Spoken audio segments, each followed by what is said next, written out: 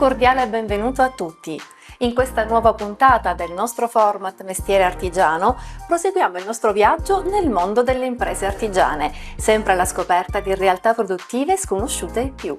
Oggi torniamo a Sciacca per occuparci della lavorazione del corallo, la più importante forma di artigianato tipico del territorio. Il corallo di Sciacca è forse il più misterioso che esista in natura e ha origini e caratteristiche uniche al mondo. Entreremo nel laboratorio dell'azienda Nocito, dove si lavora il corallo, pensate, dalla fine dell'Ottocento. Poi continueremo a parlare di corallo dal punto di vista storico-artistico con Maria Concetta Di Natale, docente di museologia e storia del collezionismo presso l'Università di Palermo, tra le massime esperte in materia. E dal punto di vista commerciale con Luca Parrini, presidente nazionale di Confartigianato Orafi. Partiamo subito con le immagini.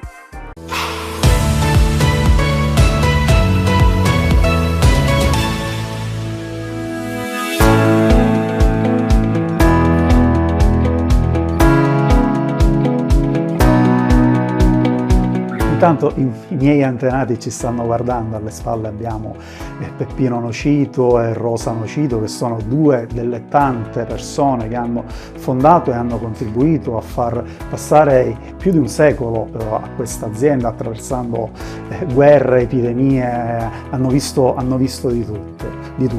In linea soprattutto matriarcale, dalla fondatrice Concetta, poi Rosa, poi Lina e poi alla fine mia sorella Laura, che poi sono la vera anima artistica della famiglia. Noi uomini di famiglia, sempre appassionati di corallo, siamo chiaramente a supporto dell'attività.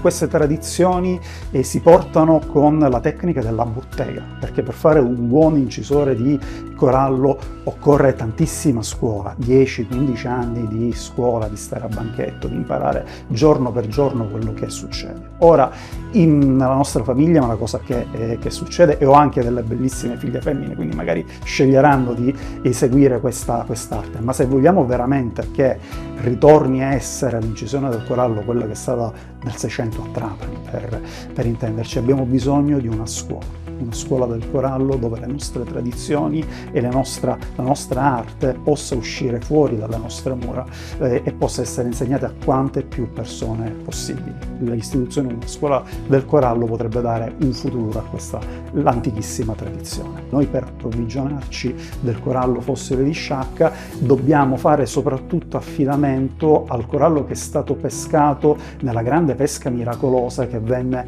dal 1875 al 1915. Ci sono famiglie che hanno ancora i forzieri pieni di questo.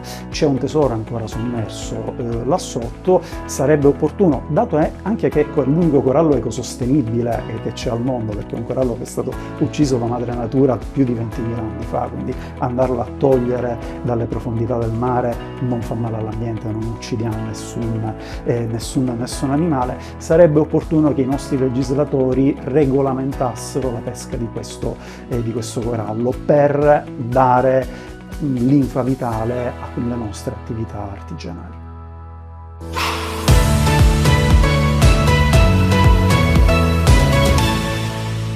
Benvenuti in una nuova puntata di Mestiere Artigiano. Bellissime queste immagini che ci arrivano da Sciacca e di cui continuiamo a parlare, perché protagonista di oggi sarà proprio il corallo. Vedo in collegamento con noi la prima ospite di oggi, la dottoressa Maria Concetta Di Natale, docente dell'Università di Palermo, che si è occupata a lungo di questo prezioso fossile, tanto da scrivere tanti interessanti testi molto importanti dal punto di vista storico e culturale.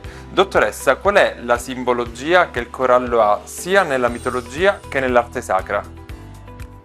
Il corallo nasce senz'altro a Trapani per una lavorazione dovuta alla preziosità del materiale, al rischio che per prenderlo, per pescarlo già si aveva, e anche a questa simbologia, a questo valore apotropaico che è legato al mito di Perseo e della Medusa, il mito che appunto vede questo capo anguiforme della Medusa che viene viene con uno stratagemma tagliato, reciso dall'eroe Persio e che viene buttato dalle Naiadi nel mare diventa corallo. Ma come la Medusa teneva lontano i mali da sé, pietrificando chiunque la guardasse con questi suoi, con questo suo capo anguiforme, così il corallo nel mare mantiene questo valore apotropaico e diventa un amuleto contro tutti i mali. Che succede nel mondo cristiano?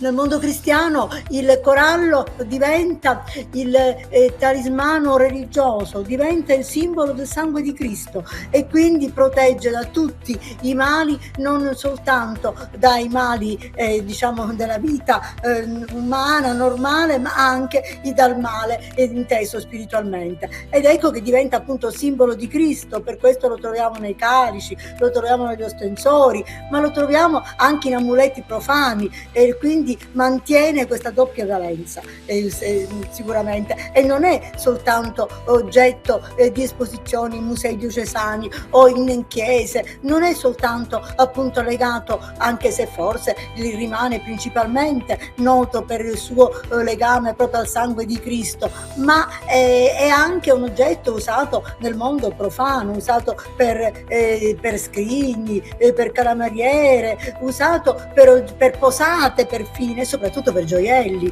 I gioielli trapanesi sono sicuramente conosciuti in tutto il mondo e le opere del corallo trapanese sono conosciute in tutto il mondo. Abbiamo collezioni e musei ricchissimi di questi oggetti della nostra tradizione, delle maestranze trapanesi del corallo, che portarono i loro doni a sovrani, a re, a regine. Ecco, il corallo a Trapani era una ricchezza per la città. Grazie mille professoressa per queste nozioni di sapere. Vedo collegato con noi anche un altro ospite, il dottor Luca Parrini, presidente nazionale Orafi di Confartigianato, al quale chiedo subito: nel mercato italiano c'è molta richiesta di oggetti preziosi in corallo? Decisamente l'articolo in corallo negli ultimi anni ha ripreso un ruolo veramente importante, in quanto è tornato quell'oggetto ricercato di cui si è recuperato proprio anche il valore artistico che è nell'oggetto di corallo, sì, assolutamente. Ma cosa si sta cercando di fare per sostenere questo comparto artigianale della lavorazione del corallo?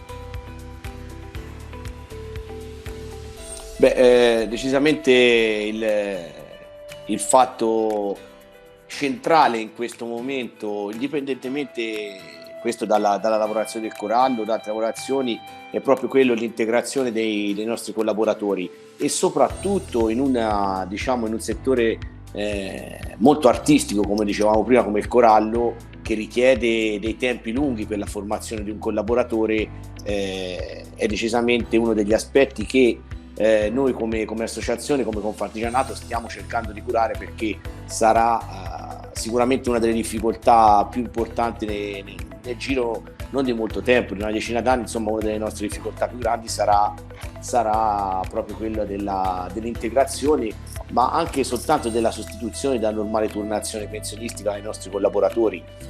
Come associazioni, come ci stiamo muovendo? Naturalmente ci stiamo muovendo cercando di approfittare di quelle che sono le possibilità che ha il mondo del lavoro di mettersi in comunicazione con il mondo della scuola. Ecco, sempre di più le aziende, i laboratori hanno preso coscienza di questo e si stanno aprendo al confronto con gli allievi e con le scuole, perché abbiamo capito, anche se forse un po' in ritardo, quanto sia importante far conoscere veramente queste lavorazioni che rischieremo di perdere, perché è vero che le tecnologie che in tante lavorazioni stanno facendo la parte del leone le può acquistare chiunque, ma quello che veramente ci fa fare la differenza è la nostra manualità, e quindi ecco, una delle opportunità più rilevanti in questo momento è il fatto di provare ad avvicinarsi ai corsi TS, corsi di istruzione tecnica superiore, che sono aperti a tutti i diplomati fino ad un'età di 35 anni. Sono corsi dove diciamo l'unicità, la particolarità di questi corsi sono le tante ore di stage, che su 2100 ore in 2 anni sono 900 ore di stage che viene effettuato proprio all'interno delle aziende e dei laboratori. Quindi qual è il grande vantaggio? Il fatto che nell'arco di 2 anni c'è la possibilità di conoscere la persona che viene a formarsi in azienda e formarla anche secondo i bisogni proprio dell'azienda, del laboratorio, ecco. E questo, diciamo, le associazioni e le scuole, diciamo, fanno anche svolgono un ruolo importante anche nella scelta dei docenti, ecco, persone che secondo noi possano indirizzare gli alunni di questi corsi nella direzione giusta. Ringraziamo gli intervenuti di oggi e vi do appuntamento alla prossima puntata di Mestiere Artigiano, sempre qui con nuovi ospiti e nuove pillole di artigianato.